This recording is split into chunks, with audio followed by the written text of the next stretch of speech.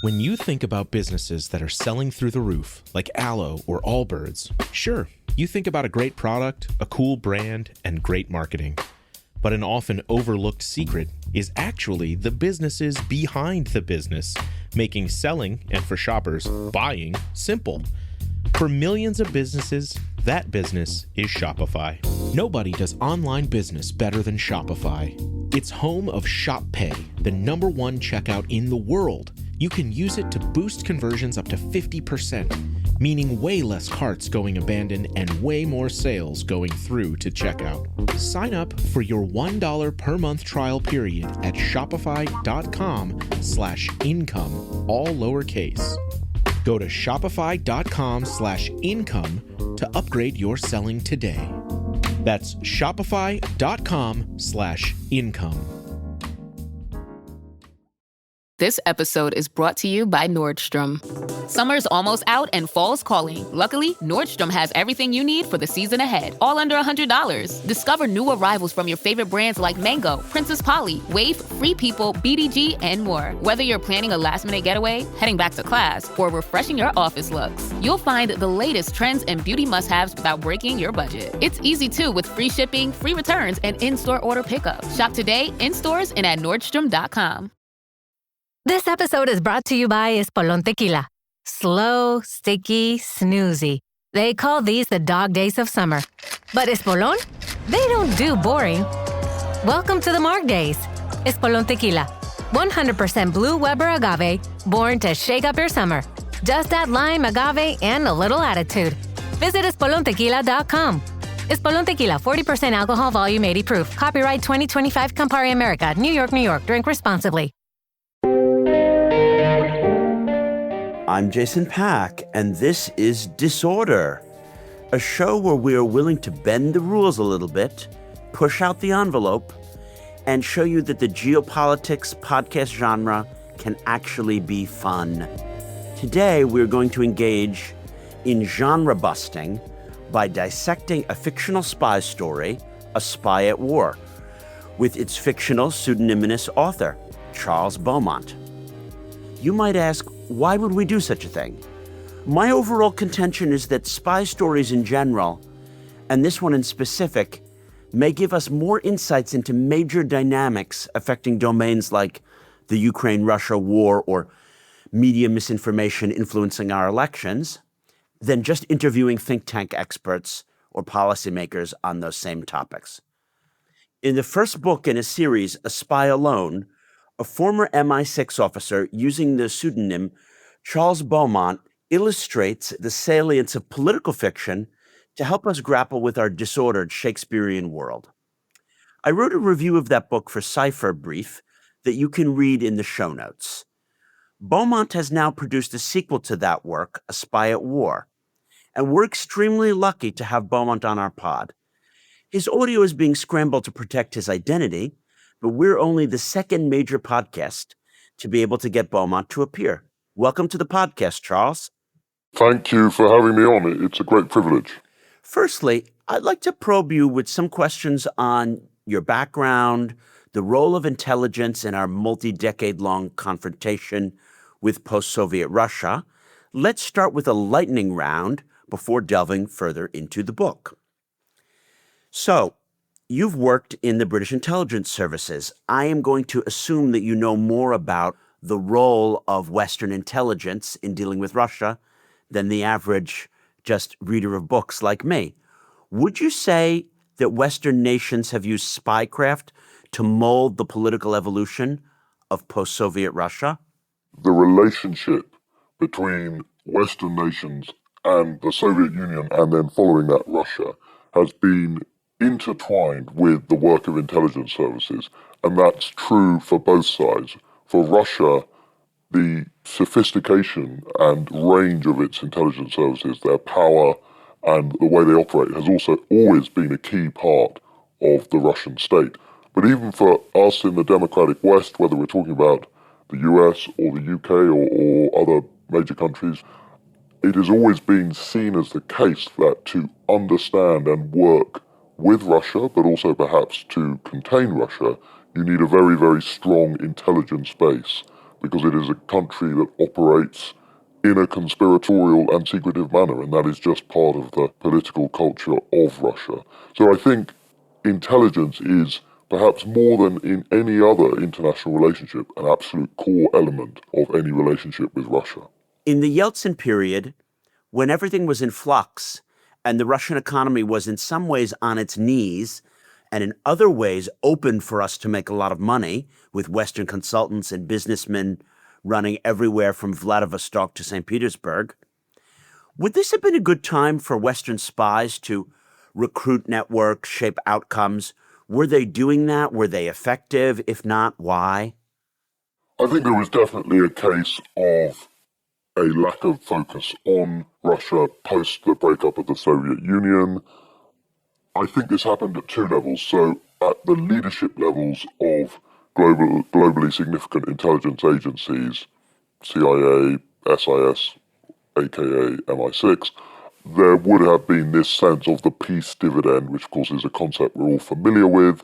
The immediate post-war period, people turned away from some of the traditional activities that had been ongoing during the Cold War. I think at the same time there were always specialists and experts within these agencies who had devoted their lives, so-called Kremlinologists, who really knew Russia inside out, and often those people were continually warning that you can't afford to take your eyes off Moscow. But to answer your question directly, it would have been a great time, a period of chaos, of uncertainty in Russia, of a lot of people perhaps looking to find alternative means of livelihood and so on. Whether that was taken advantage of sufficiently, I think we could probably say it was not. But also you have to recall now that that is now a long time ago, and yes, there are survivors, and Putin is a key one, but quite a lot of the people from the Yeltsin era are simply not with us anymore, partly because in many cases they've been got rid of by the Russian state, but also the passage of time. Yeah, but this is kind of embarrassing if you think about it, because let's say the Soviets engineered and caused a revolution in America or Britain, and they quote unquote won the Cold War. They would have used their intelligence assets to shape the regime that they wanted to rule in post-democratic Washington. That's just 100%. But sometimes it's our very lack of ruthlessness which has ended up causing our interests to be harmed and the world to be a less safe place. So I'm going to say there probably are fingers to point at Langley and elsewhere for how we've ended up, where we have. I think that's a fair point, and I do think that very quickly the idea that Russia was no longer a great power to be managed, contained, and of course engaged with, and that idea in the 90s that it's just easy to make money here. And of course, quite a lot of the people doing that from the West were themselves people who'd come out of the intelligence world, so it was not even the case of just the business world stepping in. So I think there was a certain amount of cynicism, and of course that has fed the paranoia and resentment which characterizes Russia's policies today, and notably those of Vladimir Putin himself. Skipping ahead to the present, are we using our offensive intelligence capabilities against Russia? And if not, why? Well, the first thing I want to say is I don't have an insight into the current activities of intelligence agencies, and it wouldn't be possible for me to share that kind of information in a podcast if I did, but I don't. However, we can draw conclusions, and most notably, in the run-up to the Ukraine war, there was a policy choice, and I think a very smart one, made by Washington and London to declassify very high-level intelligence around Russia's intentions. So it was clear that certainly in Washington and London, they knew that Putin was planning this full-scale invasion of Ukraine, and they sought to put that information out into the public domain to try to head him off. Now, as we also know, interestingly, and this is a criticism of Ukraine, a country that I have a lot of regard for, the Ukrainians at the time did not credit that. They didn't believe it would happen. And that's a central theme of your book, and it's something that we're going to come to, because I think that dynamic is something that is underappreciated in the average Western citizen's mind, but is very, very critical. I would call that declassification, though, a defensive capability. In other words, we had knowledge and we were willing to use intelligence to defend. I'm wondering about offensive capabilities like inside Russia. We don't know the degree to which Western intelligence agencies are partnering with, for example, the Ukrainians, who absolutely undoubtedly are carrying out both sabotage but also other types of intelligence operations inside Russia. Now, again, there's been reporting, there was a lengthy report in the New York Times not long ago about this subject. It would not, to me, be at all surprising if there was a high level of involvement, but probably some red lines which sensibly Western countries have avoided, so that, for example, a sabotage mission on Russian territory does not involve any boots that could be, boots that belong to London or Washington or other NATO capitals. So I imagine there are some carefully observed red lines, but I would also imagine that, yes, some of the more aggressive actions undertaken by, for example, Ukraine have an element of involvement of Western partners. Let's talk defensive capabilities. We fared with some major shocks in 2016, where it became pretty clear that Russian influence operations were trying to sway the Brexit referendum and the U.S. presidential election. Whether they were decisive or not, Allahu Alam, we can figure that out. It can be debated. But have the orderers in the world rebuilt our capacities to protect our society from these influence operations? Because they're obviously trying.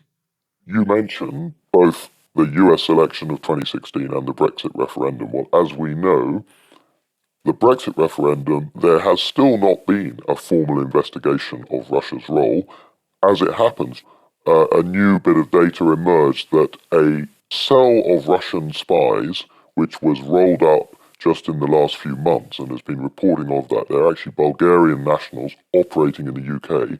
A photo emerged all the way back to 2016 with some of these spies in the Palace of Westminster, in our Houses of Parliament, attending a Brexit meeting. So it's fascinating. So, this is what this shows is a lot of the information about this story, the Russian involvement in Brexit, is still to emerge. And it is, I think, tragic, but also very disappointing that the British state continues to avoid grasping that particular nettle. Now, in the US, of course, it's a different story.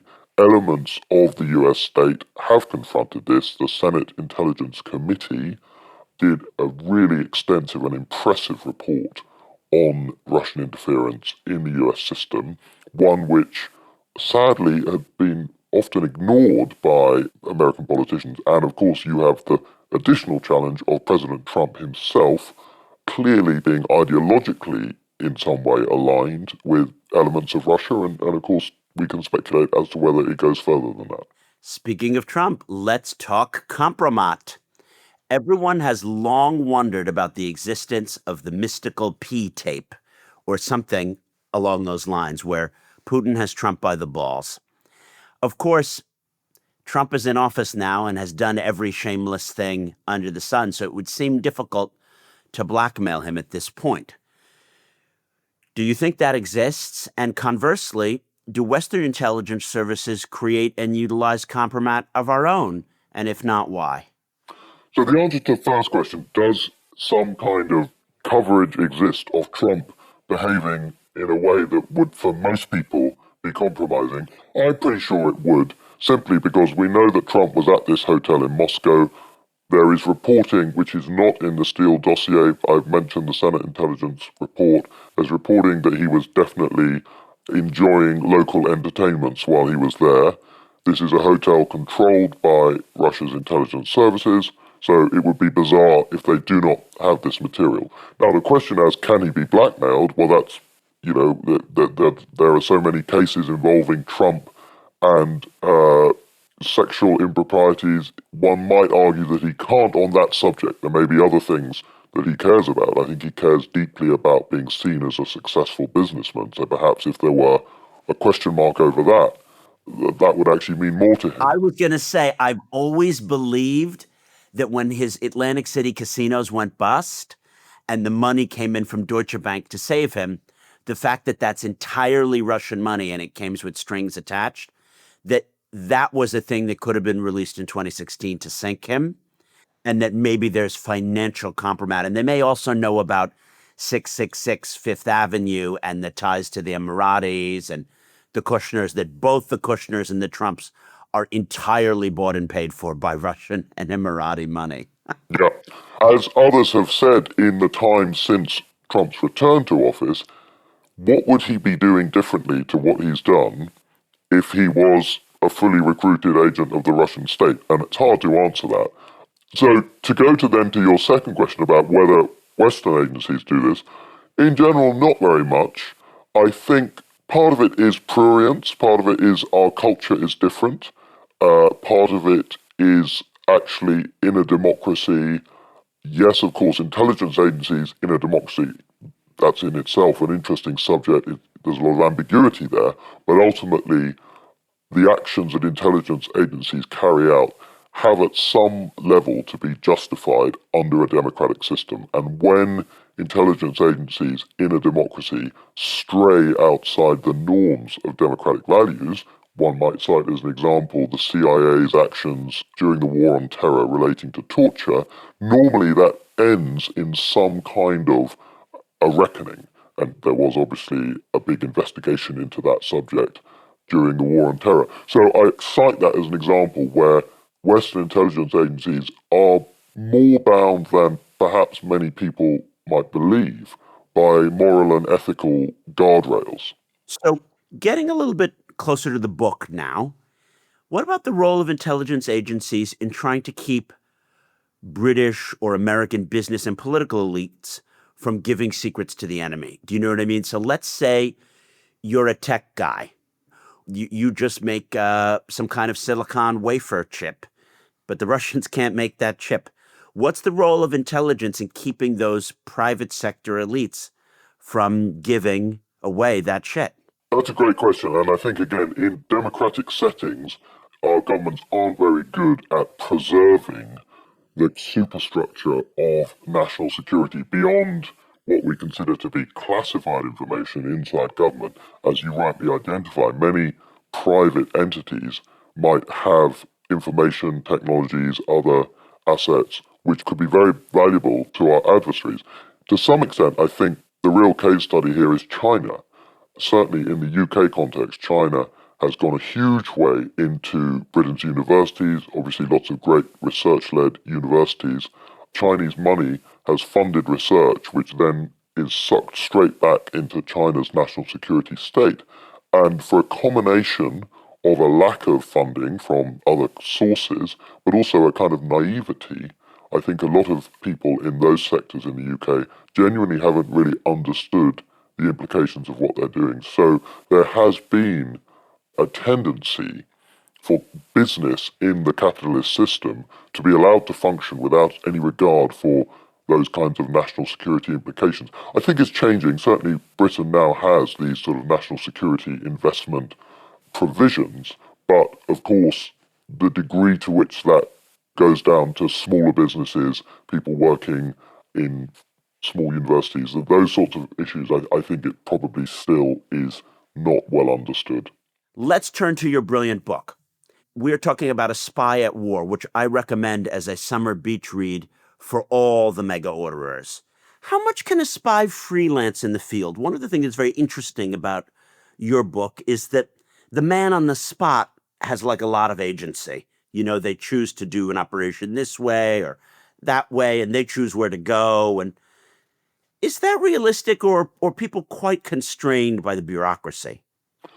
I think that's a good question, and I think in real life, bureaucratic constraints are a big element of any operational activity, whether it's military or espionage or, I guess, in the business world.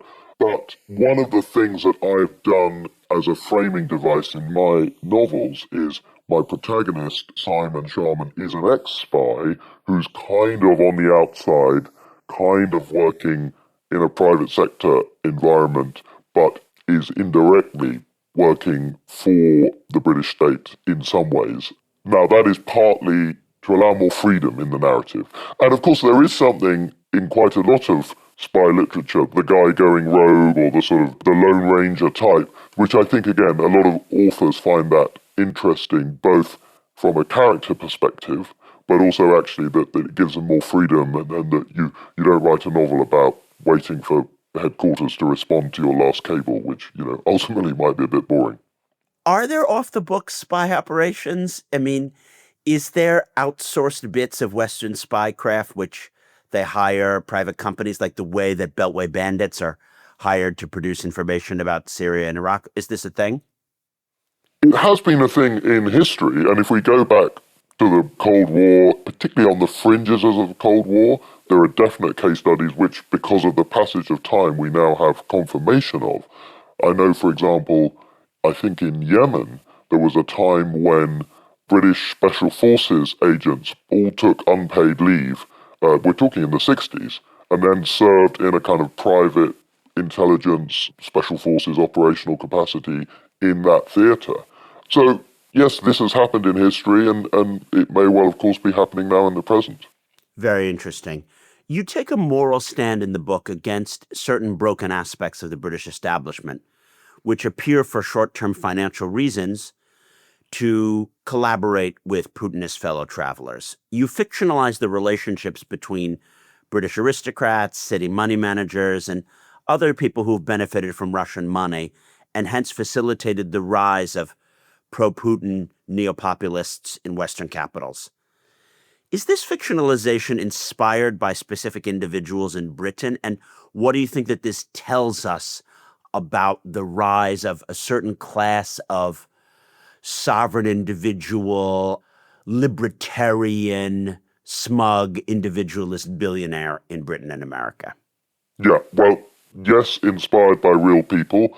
No, I'm not going to name them to protect myself. And when I say inspired by, what I don't have is characters that are literally drawn from real people. But of course, like any novelist, I'm inspired by people I'm aware of, people I might have met, people I've encountered, and then of course that develops as part of the fiction process into a unique fictional character. But yes, there are real people, and I think in Britain in particular that you have this kind of cynical British, particularly in the financial sector, and perhaps also in some of the kind of old money crowd in Britain, that there's this sense that perhaps people who feel that their status comes more from birth than from the things they've done with their life, and therefore they seem quite relaxed about taking the money of Kremlin acolytes, of Putin's allies, that sort of thing, and they seem quite relaxed about being involved in the financial structures that seek to launder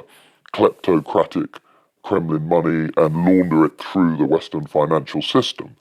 We know that, of course, the City of London was a huge part of channeling the money that was stolen from the Russian state out into Western jurisdictions, including offshore British jurisdictions, that enabled billionaires around Putin to stay billionaires. And of course, that is Putin's way of keeping control of the state, that the fabulous wealth that accrues to those right at the top, close to him, that's part of the loyalty system.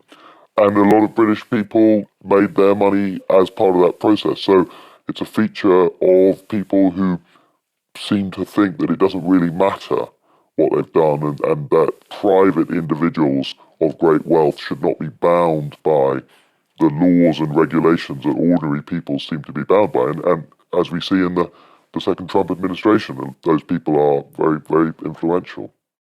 Are there any specific dynamics that you wish to sketch in your fiction about the role of Russian money in Britain in specific, rather than, say, Russian money in Italy or America or Scandinavia? I think the thing that's happened in Britain is that we've managed to create this separation where we have politically, undoubtedly, a very hawkish approach to Russia. There's no debate about that. If you look across Europe, Britain is consistently hawkish. We have quite a lot of sanctions. We have quite a lot of committed to NATO. Maybe the most hawkish of the major Western countries. Yeah, probably. But we combine that with these very loose financial controls, and perhaps more importantly, extremely loose enforcement. So you can have financial controls, but if you don't resource, your serious fraud office, if you don't resource the serious crime agency and the other elements of the state, then obviously these controls are meaningless. We don't really want to pursue the hawkish policy to its end point. So we want the Russian kids to continue to attend the elite boarding schools and elite universities in many cases. We want the money to flow through prime London real estate, and maybe with the fig leaf of a cutout of a front company somewhere, so it doesn't actually have a Russian name on the land registry. But I mean, if it's Russian money, it's Russian money. And so I think there's this kind of very two-faced and classically British hypocrisy where it's all very polite and people have nice suits, but ultimately underneath this is a pool of dirty money which is financing a lot of these activities. This is a very interesting topic, but there are so many very interesting topics in your book. So after the break, let's delve deeper into what A Spy at War has to say about the start of the full-scale invasion of Ukraine.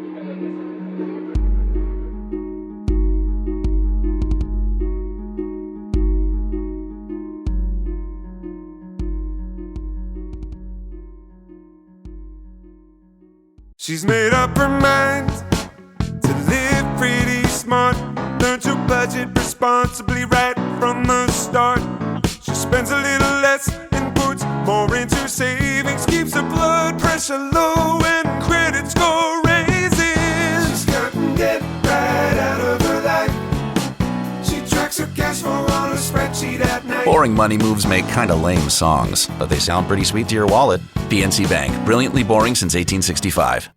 Now at Chipotle, our all-new Chipotle Honey Chicken brings Chipotle heat with a touch of sweet.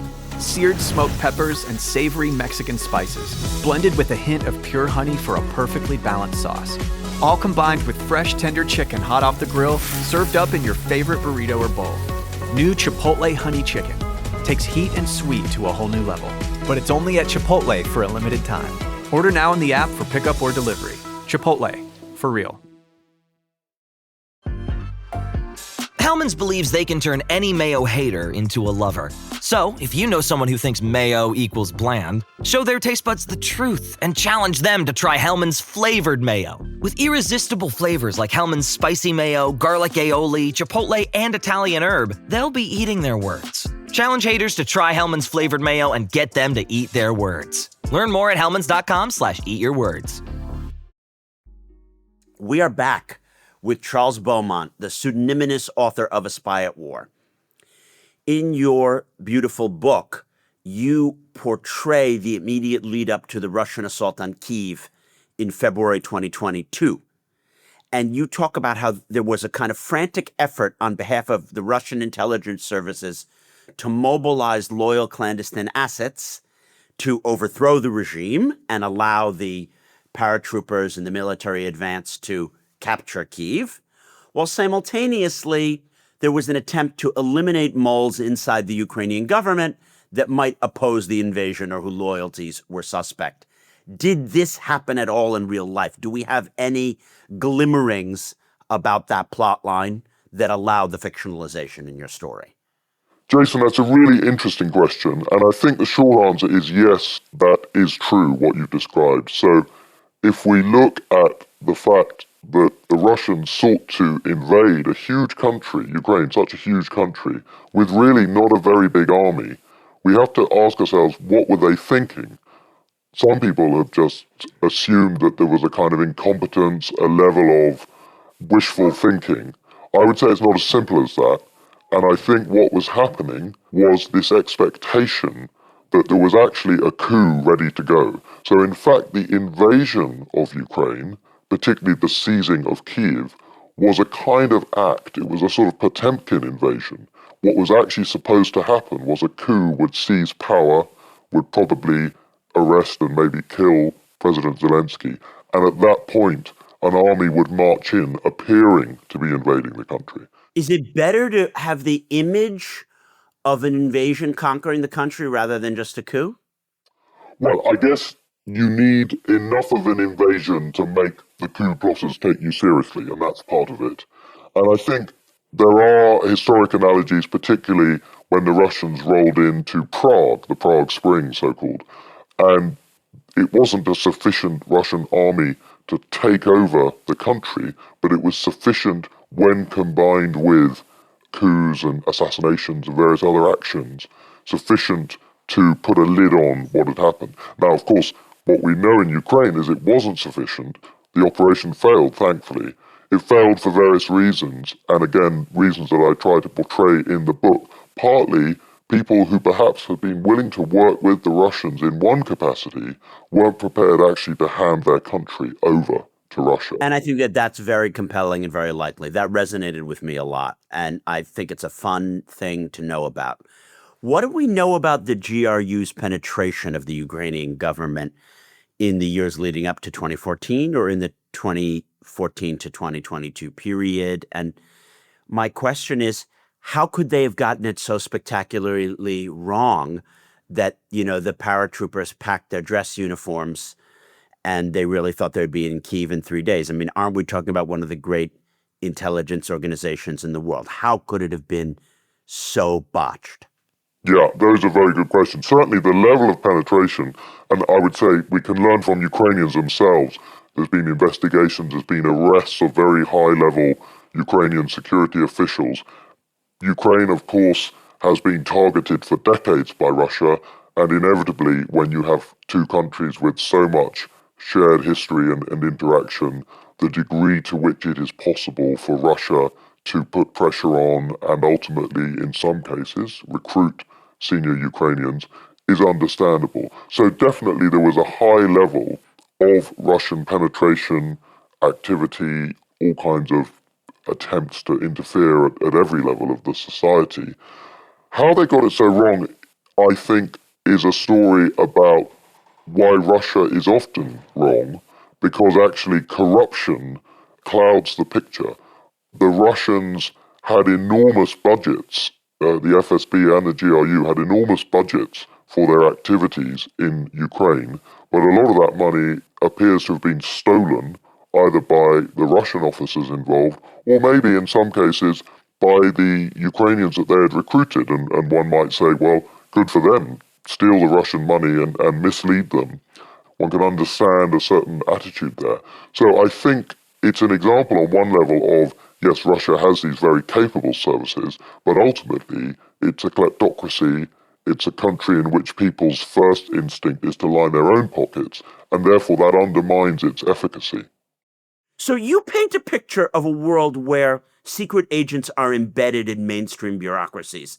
In other words, where you're going to a meeting in Whitehall or a meeting in Foggy Bottom, and some of the people there are really representing, the Bureau of Energy, and others of them, unbeknownst to their colleagues, are actually in the intelligence. Is that realistic? I think it is in some context. Of course, I wouldn't claim that every single internal government bureaucracy meeting has a few spies in the room who haven't necessarily identified themselves, but certainly in some contexts it will be. And of course, it's quite normal. People might use terms like foreign service officer. Ordinarily, that implies a diplomat, but it doesn't always imply a diplomat. And, there are certain terms of art that are used inside bureaucracies. Now on the question of spies and how they try to get clandestine meetings with people who know things, I liked how you had them posing as headhunters, because the whole idea about LinkedIn that you can just be someone and like, oh, I've got this great job, sounds like a great official cover.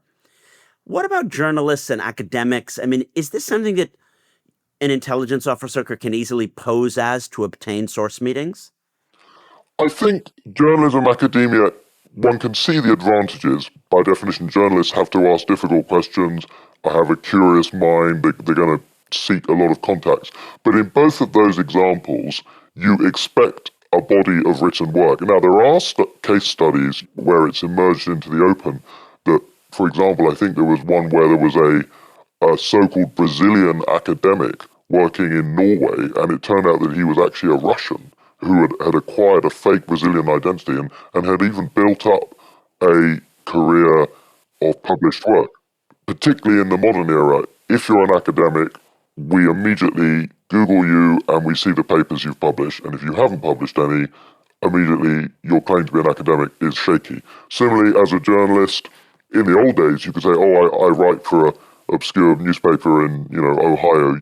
But these days, that doesn't wash because even the Des Moines Register is online. So I think perhaps that's why something which is a bit looser in the formalities attached to it, such as headhunting, is quite a good one because by definition, if someone says, we're recruiting for a job, no, I can't tell you the client, that's normal. We know that headhunters will do that. It could be real, it could be a scam, but if you think a job might come from it, you would probably still have the conversation.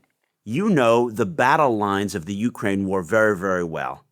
You paint the chaotic hellscape and permeable front line around Bakhmut when things were really heating up there with page-turning intensity. I'm wondering, were those battle lines so fluid? Is it possible during the fighting to get to enemy-held territory? Well, there is the old cliche of the fog of war. I did a bit of research on this. I read some accounts of special forces units, of Ukrainian units that were able effectively to walk on foot behind enemy lines and carry out operations. And ultimately, I think there is a degree to which, in many wars and battles, when we say a front line, we imagine two armies facing one another, we imagine men firing guns at one another, and of course that is the norm. But there are parts of front lines where there may be a lack of activity, or there may even be a lack of physical presence because the force concentration is somewhere else on that line. So I think it's believable. There may be people who've got more experience who will tell me it isn't.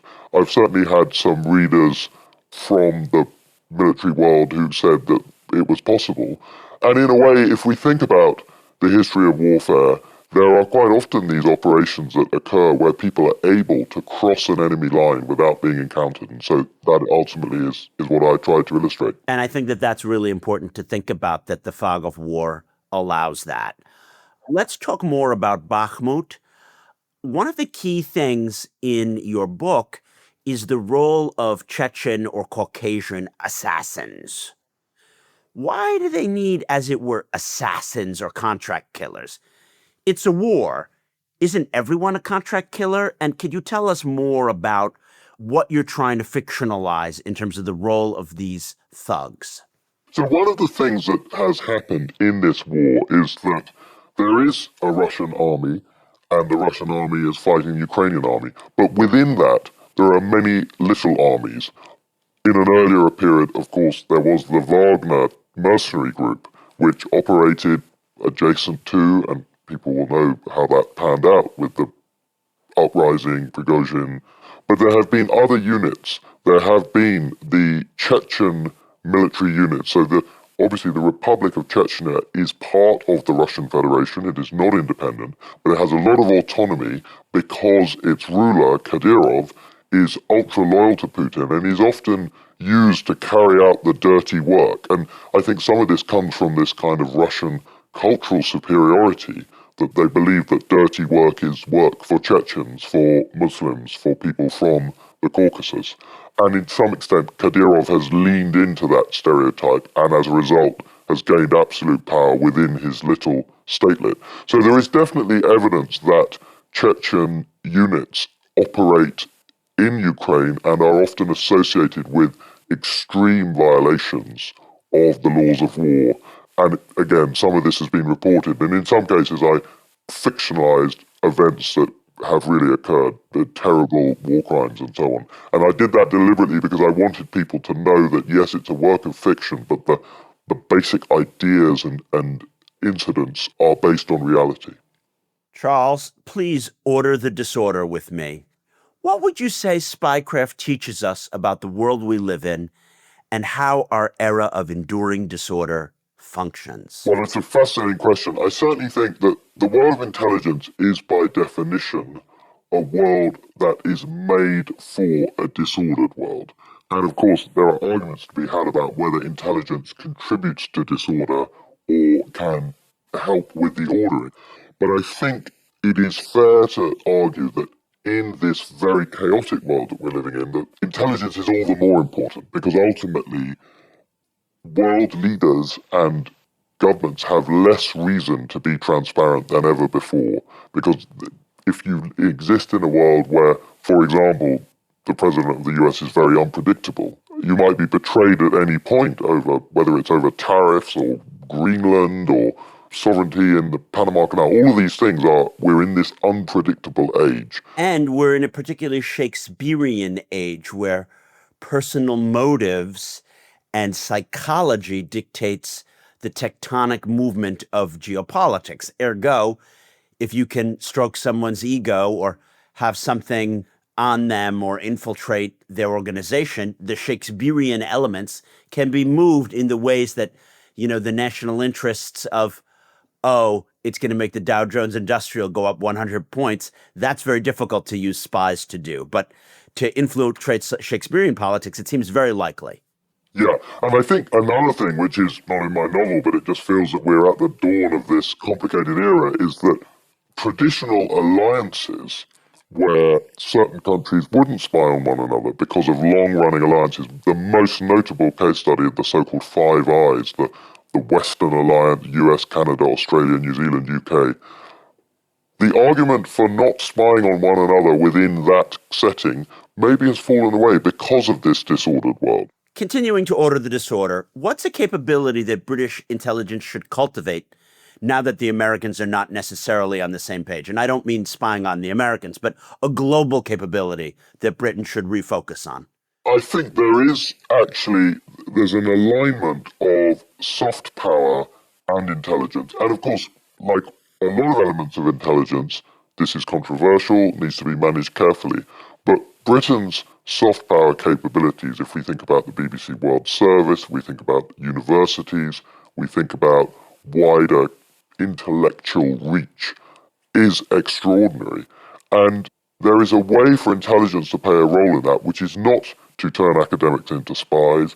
It is not to turn the World Service into an espionage organization, which it really isn't, but to use that platform to enable Britain to reach further into places where we have arguably allowed our influence to wane. And I think that's something that Britain could refocus on.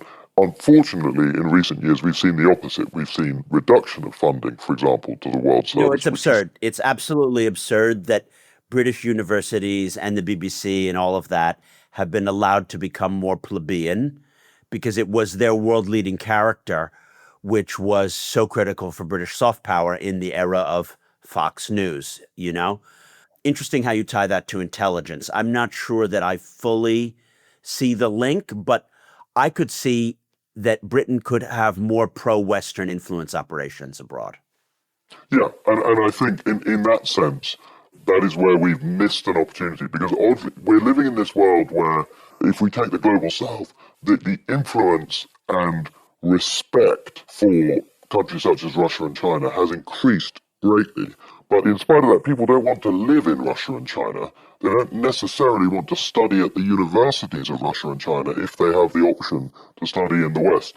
And so you have this contradiction that we continue to have societal models that are seen as incredibly desirable, but we don't seem to be very good at pushing our own influence and, credibility on a global stage.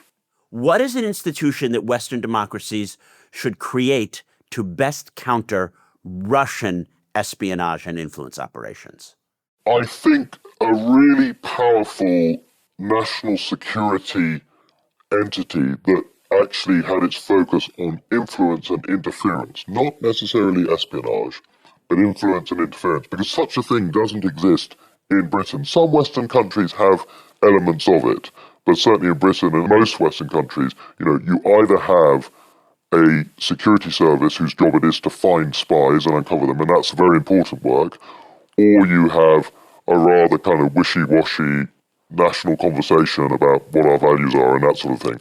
But something whose job it is to identify, confront, and expose these interference and influence operations, I think would be really valuable. Yes, something like BBC Verify on the global scale about the information war and the influence war. The problem is we can't have it because it would be pointing out Elon Musk constantly, and this would cause various geopolitical tensions. Last question, as always on the Disorder Podcast, we love to ask our guests, if you were king for a day and you could create one global institution to make the world a more orderly place, what would it be? Well, maybe controversially would be to allow the United Nations to have had a really powerful intelligence agency. One could imagine a world in which a powerful UN that was able to maintain the global order would have been able to do that in part with the assistance of a powerful intelligence agency. That's a wrap. If you too want to order the disorder, I suggest you read A Spy at War this summer. The book brings to life the evil of Putin's illegal war on Ukraine and the righteous need for Western support for the Ukrainians' heroic defense of our collective freedoms. A Spy at War is a motivational manifesto for Ukrainian sovereignty, for NATO membership, for Western solidarity, and for why we need the best and the brightest of the young generation to be willing to spy to protect democracy. As always, our producer has been the one, the only, the mega orderer and mega garbler of audio-in-chief, George McDonough. I am Jason Pack, and we are wishing you an orderly and spy-free week.